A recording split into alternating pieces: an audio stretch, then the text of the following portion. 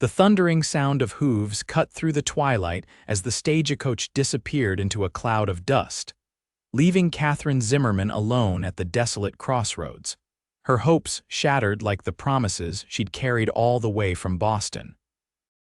The year was 1875, and the unforgiving New Mexico Territory showed no sympathy for a woman abandoned by the man who had sworn to marry her.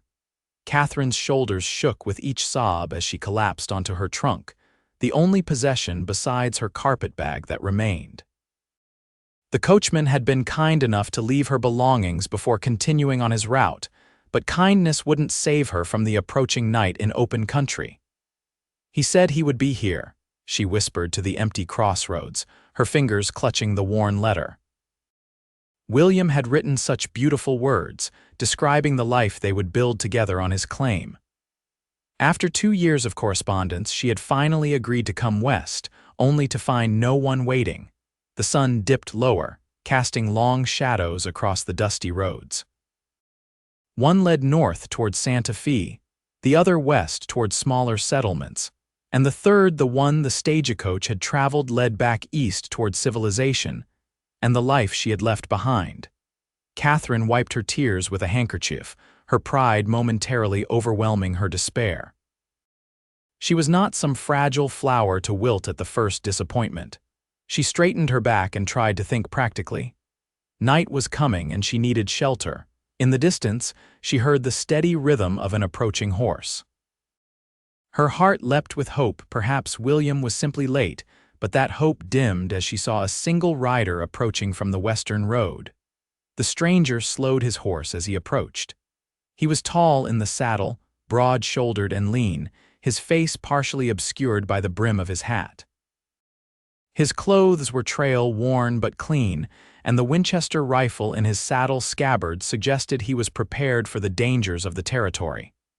"Madam," he called, keeping a respectful distance, "are you in need of assistance?" Catherine hesitated, remembering her mother's warnings about the dangerous men who roamed the West, but her alternatives were few. "I was to meet someone," she explained, her voice steadier than she felt. "He hasn't arrived." The man dismounted, leading his horse closer. Now she could see his face, weathered by sun and wind, but younger than she had first thought, perhaps 30. His eyes were a striking blue, kind but watchful. "Lucas Everett," he introduced himself with a slight tip of his hat. "Might be dangerous waiting here alone with night coming on." "Catherine Zimmerman," she replied. "I was to meet a Mr. William Porter. He has a homestead near here." A shadow crossed Lucas's face. "Porter's place, that's about 15 miles west." He paused, seeming to choose his words carefully. "Miss Zimmerman, William Porter left these parts 3 months ago, sold his claim to a cattle company." The world seemed to spin around Catherine. "That can't be right," she insisted. "I received a letter just 6 weeks ago. He asked me to come." Lucas's expression softened with understanding.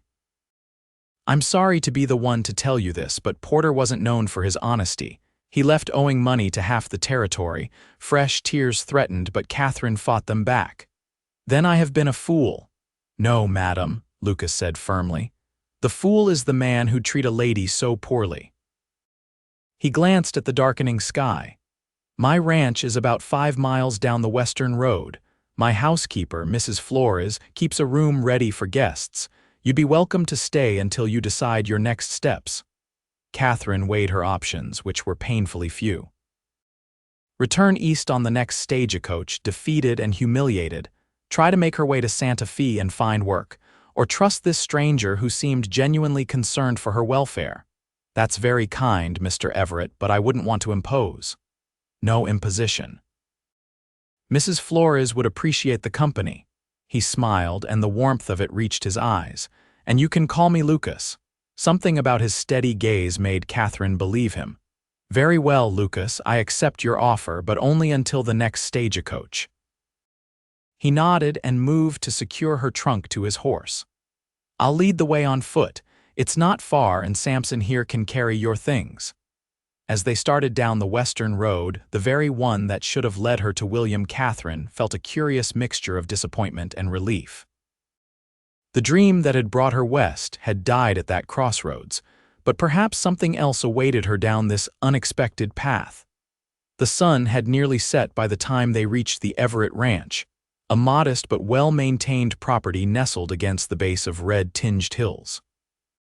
The main house was built of sturdy logs with a stone foundation, larger than Catherine had expected, with a broad porch and several outbuildings nearby. A corral held several horses, and in the distance, she could make out cattle grazing on the open range. "It's not much," Lucas said, misinterpreting her thoughtful silence, "but it's home." "It's lovely," Catherine replied honestly. After the barren crossroads, the ranch seemed like an oasis. A plump, gray-haired woman appeared on the porch, wiping her hands on her apron. "Lucas Everett, you bring company and no warning." Her accent was distinctly Mexican, her tone scolding but affectionate. "Mrs. Flores, this is Miss Zimmerman. She needs a place to stay for a few days." The housekeeper's expression immediately softened. Of course, come in, señorita." "Supper is almost ready." Catherine was ushered into a surprisingly comfortable home.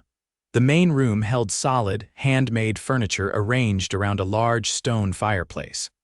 Bookshelves lined one wall, unexpected in a frontier home, and simple but colorful woven rugs covered portions of the wooden floor.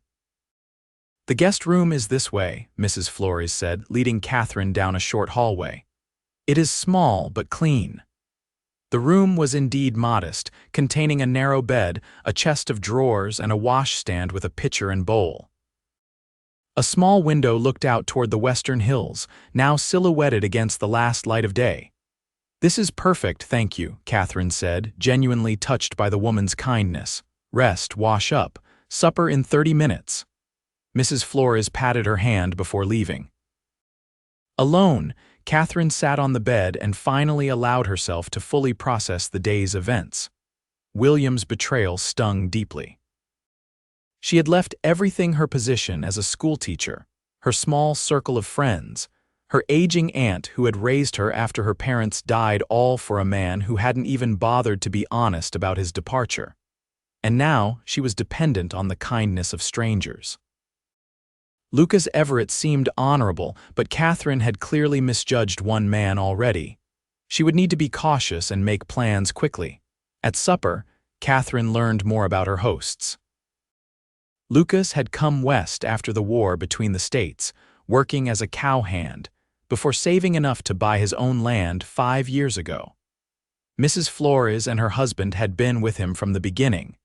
Mr. Flores served as foreman for the small crew that helped run the cattle operation. "And you, Miss Zimmerman?" Lucas asked. "What brought you all the way from Boston besides the promise of marriage?" Catherine hesitated, embarrassed by her naivety. "I was a schoolteacher there, but I've always been drawn to the idea of the West, the openness, the possibility." She smiled wryly. "Though perhaps I was too romantic in my notions." "The West needs schoolteachers," Lucas remarked.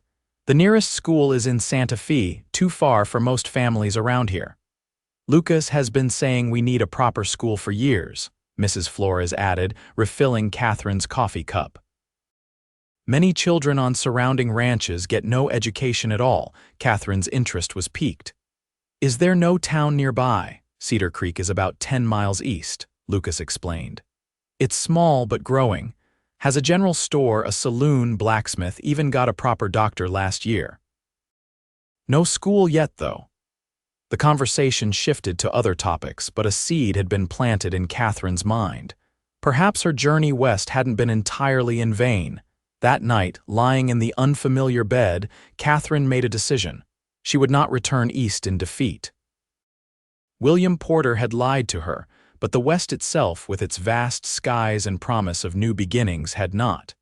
She would find her own path here, independent of any man's promises. The following days fell into a surprisingly comfortable routine. Catherine insisted on helping Mrs. Flores with household tasks to earn her keep, and in the evenings, she often found herself conversing with Lucas in the main room. He was well read for a rancher, and their discussions ranged from literature to politics to the challenges of frontier life.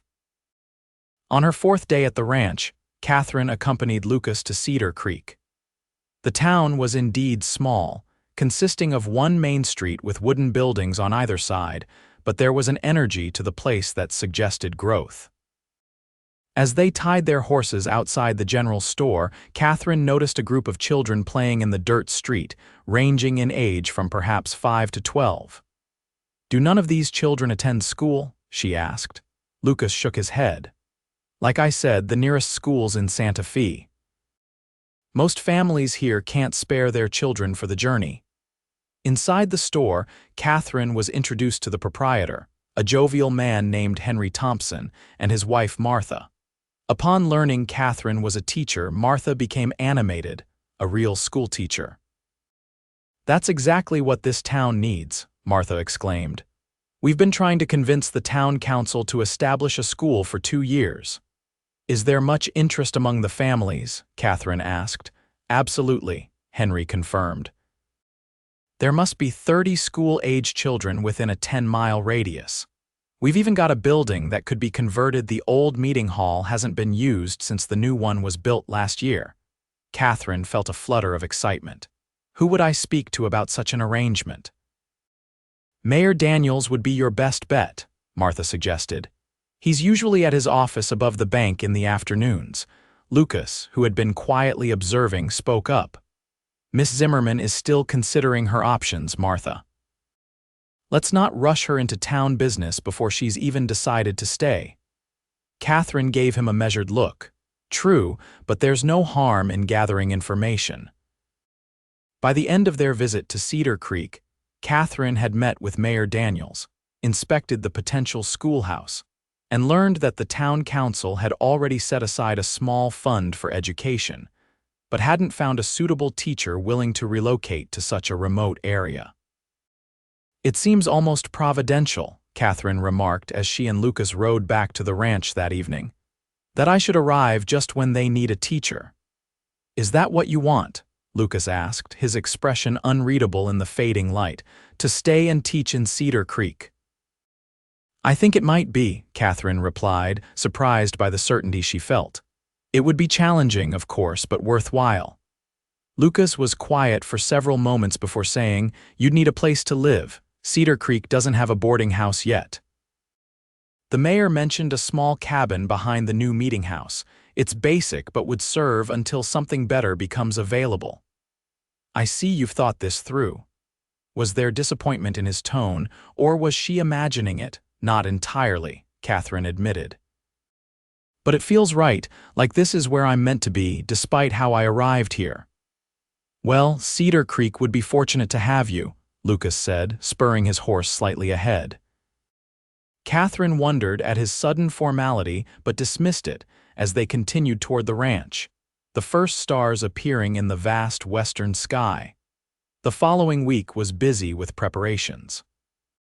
The town council officially offered Catherine the position of schoolteacher with a modest but livable salary. Lucas helped transport her trunk to the small cabin, which, though indeed basic, was clean and sturdy. The women of Cedar Creek, led by Martha Thompson, organized a welcome gathering where Catherine met many of the families whose children would soon be her pupils. Throughout it all, Lucas remained supportive but increasingly distant, often finding reasons to leave early or arrive late when Catherine was present. She found herself missing their evening conversations at the ranch and wondering what had changed. On the day before the school was set to open, Catherine was arranging desks in the newly renovated schoolhouse when she heard boots on the wooden floor.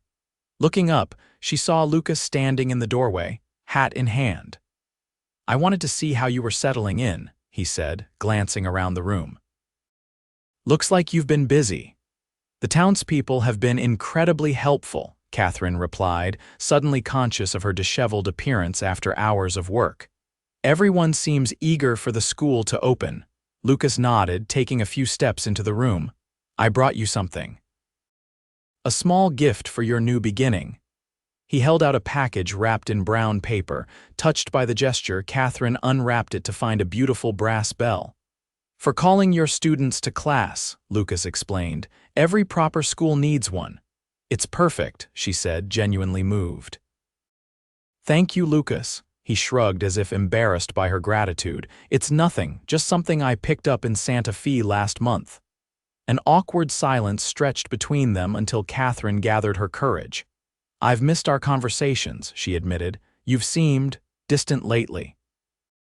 Lucas's gaze finally met hers directly. "I didn't want to complicate things for you. You found your purpose here, and that's good."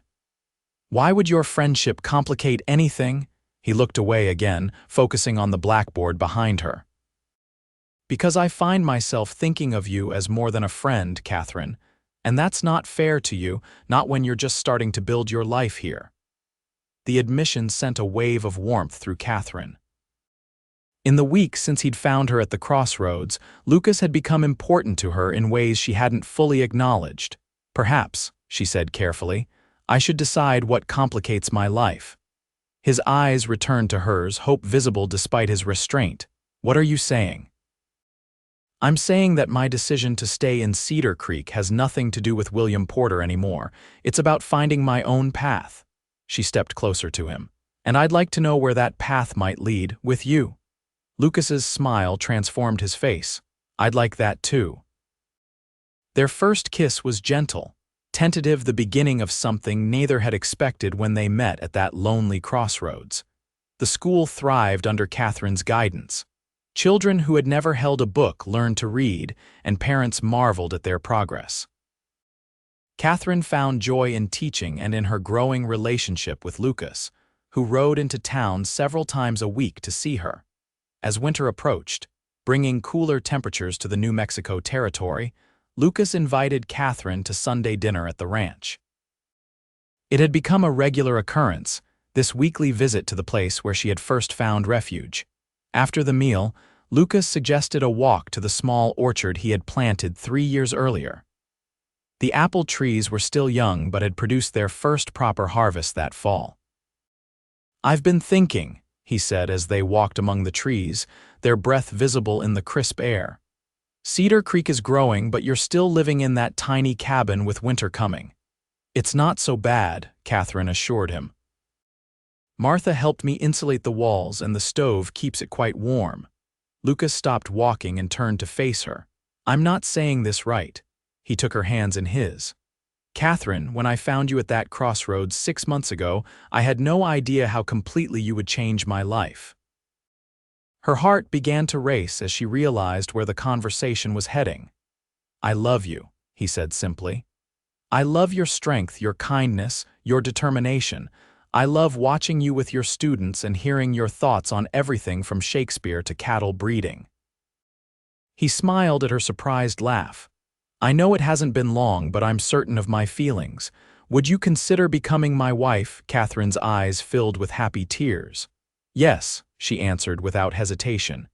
"Yes, I would love to marry you, Lucas." He kissed her then, pulling her close against the chill of the approaching winter, his arms strong and secure around her. "I want you to know," he said when they finally drew apart, "that I don't expect you to give up teaching. We could build a proper school closer to the ranch, or I could help you get to Cedar Creek each day." Catherine touched his face gently. "We'll figure it out together. That's what partners do." They were married on Christmas Day, 1875, in the Cedar Creek Meeting House, with nearly the entire town in attendance. Mrs. Flores cried openly throughout the ceremony, while Mr. Flores pretended he had something in his eye. Catherine wore a dress of deep blue velvet that Martha Thompson had helped her make, and Lucas looked uncommonly handsome in a new suit ordered from Santa Fe. Mayor Daniels performed the ceremony, beaming with pride as if he had personally arranged the match. As they exchanged vows, Catherine thought about the path that had led her here. If William Porter had met her at the crossroads as promised, she would never have known this happiness, this sense of belonging. His betrayal, painful as it had been, had ultimately guided her to where she was meant to be. That evening, as Lucas drove their wagon home to the ranch now, their ranch snow began to fall, dusting the landscape with white. Catherine leaned against her husband's shoulder, content in a way she had never imagined possible when she left Boston. "Happy," Lucas asked, his arm tightening around her. Completely, she assured him. Though I was just thinking about how strange life is. 6 months ago, I was abandoned at a crossroads, certain my future was ruined. And I was heading home alone, not knowing my future was waiting for me there. Lucas finished. Catherine smiled up at him as snowflakes caught in his dark hair. I'm glad you took the road that led to me. Best decision I ever made, he said, bending to kiss her as the snow continued to fall around them, marking the beginning of their life together. By spring of 1876, changes were coming to both the ranch and Cedar Creek. Catherine continued teaching in town 3 days a week, while using the remaining days to establish a smaller school at the ranch for children from the surrounding properties. Lucas added a proper classroom to the east side of the house, with large windows to catch the morning light. Their wedding had inspired 3 other marriages in the community that winter, and Cedar Creek buzzed with new energy. The railroad was rumored to be extending a line within 20 miles of town, promising greater connection to the wider world. One warm evening in May, as they sat on the porch watching the sunset paint the western hills with gold, Catherine shared her suspicion that their family would soon be growing. Lucas's face showed such wonder and joy that Catherine felt tears spring to her eyes. He knelt before her chair and gently placed his hand over her still flat stomach. A baby, he said, his voice thick with emotion. Our baby. Due in November according to Dr. Wilson, Catherine confirmed, covering his hand with her own. Lucas looked up at her, his blue eyes shining. I never thought I could be this happy, Catherine. When I was a boy, my father told me that a man makes his own luck in this world. I didn't really understand what he meant until now. And what do you think he meant? Catherine asked, threading her fingers through his. That the choices we make shape our lives, even when we don't see where the path is leading. He rose and sat beside her, drawing her close. I chose to take the western road that day, and it led me to you. You chose to stay rather than return east. Every choice brought us here to this moment. As the last light faded from the sky, revealing the first stars of evening, Catherine thought of the frightened, heartbroken woman she had been at the crossroads. How could she have known then that her greatest disappointment would lead to her greatest joy? I would choose this path again and again, she told Lucas, resting her head against his shoulder as they watched night claim the land that had become their home. And in the years that followed through the birth of their children, the growth of their schools and ranch, the challenges and triumphs that marked their life together, neither Catherine nor Lucas ever doubted that they had found exactly where they belonged, on a road that had seemed like a detour but had always been their true destination.